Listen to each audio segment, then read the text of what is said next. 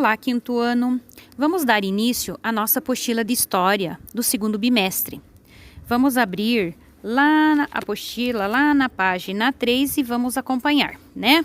Então, em algum momento da vida, nós já ouvimos histórias, já ouvimos canções, poemas, por exemplo, que foram ensinados aos nossos pelas pessoas mais idosas, né, da nossa família ou da nossa comunidade. Isso foi passando de geração para geração. E neste capítulo nós vamos estudar a importância dessa tradição, chamada de tradição oral, né, oralidade, para a formação de diferentes culturas. Então elas são muito importantes na formação das nossas culturas, das nossas tradições. Então, por meio da oralidade, as pessoas, elas compartilham as suas tradições e os seus costumes em outras gerações. Vamos ouvir a trova criada por Adelmar Tavares. Para dormir numa rede, cumpre logo prevenir. Não é chegar e deitar, nem é deitar e dormir.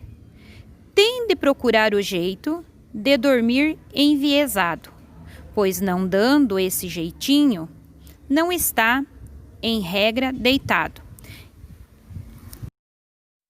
Então, o que é uma trova, né? Trova é um texto poético formado por estrofes de 4 versos. Ali a tia falou uma palavra prevenir. O que significa prevenir? É preparar-se para algo que vai acontecer, né? E outra palavra engraçada ali que até tia riu, enviesado. O que quer dizer enviesado? Atravessado na diagonal. Então, ali nós vamos ver um texto também de Pero Vaz de Caminha, que veio às terras que se tornaram o Brasil com os primeiros portugueses no ano de 1500. Ouçam agora o textinho. Uma povoação em que haveria 9 ou 10 casas, as quais eram tão compridas, e de esteio.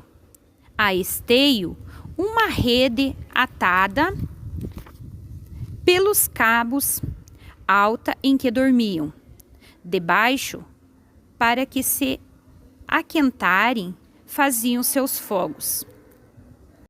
Então, nesse texto, a tia Ana também leu a palavra esteio. O que é esteio? É uma peça em madeira ou ferro que serve para segurar alguma coisa, como se fosse a viga da casa, o esteio. Então, agora nós vamos responder no caderninho nosso de história. Qual é a função do objeto citado no texto, né? Então, qual era o objeto que a tia Ana citou? Era a rede. Para que ela serve? Ela serve para dormir, para sentar, para descansar, tá? Existe uma maneira ideal de se usar esse objeto? Qual? Então, como que a gente deita nela? Deita enviesado, né? Então, são essas palavras diferentes que nós aprendemos hoje. E na atividade 2, de acordo com a carta que a tia leu lá de Pero Vaz de Caminha, pergunta assim: os portugueses nunca tinham visto uma rede até então. O uso da rede fazia parte da tradição de qual cultura? Então, ela era da cultura dos indígenas, né? Porque daí até então eles nem conheciam, eles foram conhecer aqui no Brasil os índios deitados na rede. E esse objeto é utilizado por nós hoje, atualmente, né? Então, por mim, sim, na minha casa tem rede. E na de vocês? Então, respondam a pergunta A e B no caderno de história. Então, na tradição oral, as histórias, os conhecimentos, eles são compartilhados por meio da fala ou do canto, sem o uso da escrita. E essa maneira de compartilhamento, ela possibilita a preservação da história e da cultura dos antepassados para as nossas futuras gerações. Observem bem a figura, a foto lá na página 5. Então, ela mostra um grupo de Maori, uma etnia habitante na Nova Zelândia. Observem bem as pessoas, a construção, né? E ali tem um QR Code para vocês baixarem, clicarem o celular e observarem, tá?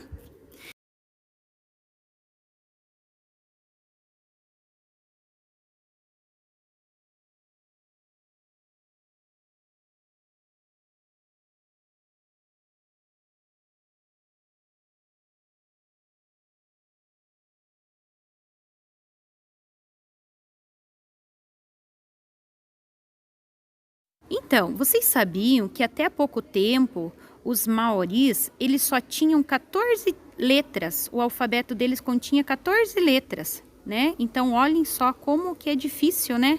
E eles só com essas 14 letras, eles produziam os textos deles.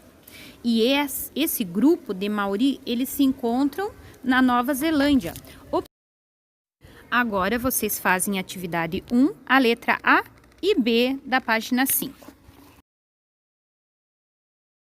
Então agora observem no mapa mundi a localização da Nova Zelândia, né? Observem como ela é bonita, aonde ela fica, ok?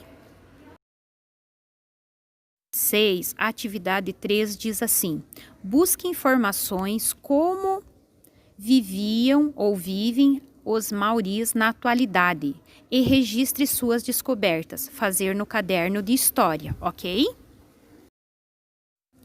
Então, os povos que habitavam o Brasil antes da colonização portuguesa, eles também compartilhavam seus conhecimentos e saberes por meio da tradição oral. E os descendentes desses povos ainda se valem desse tipo da tradição na atualidade, né? Então, os índios, eles trazem muita cultura, a gente deve muito a eles, né? Então, nas reuniões, os índios, eles penduravam as redes para se acomodarem. Eles sentam em grupos para ouvir e contar a história, em uma prática que possibilita a preservação da própria cultura através da oralidade, né? E essas histórias que os índios contam, né, que eles passavam de pai para filho, de geração para geração, eram narrativas antigas sobre a origem do mundo, do ser humano e dos animais. Essas histórias são chamadas de mitos. E também as narrativas de aventuras de um antepassado ou dos seus ensinamentos e discussões sobre a atualidade. Então, essas são as tradições dos índios. E essa foi a nossa aulinha de história. Espero que tenham gostado. Podem fazer mais uma leitura para aprofundar os seus conhecimentos, ok? Tenham um bom trabalho e uma boa tarde. Beijos da tia Ana e da tia Ana.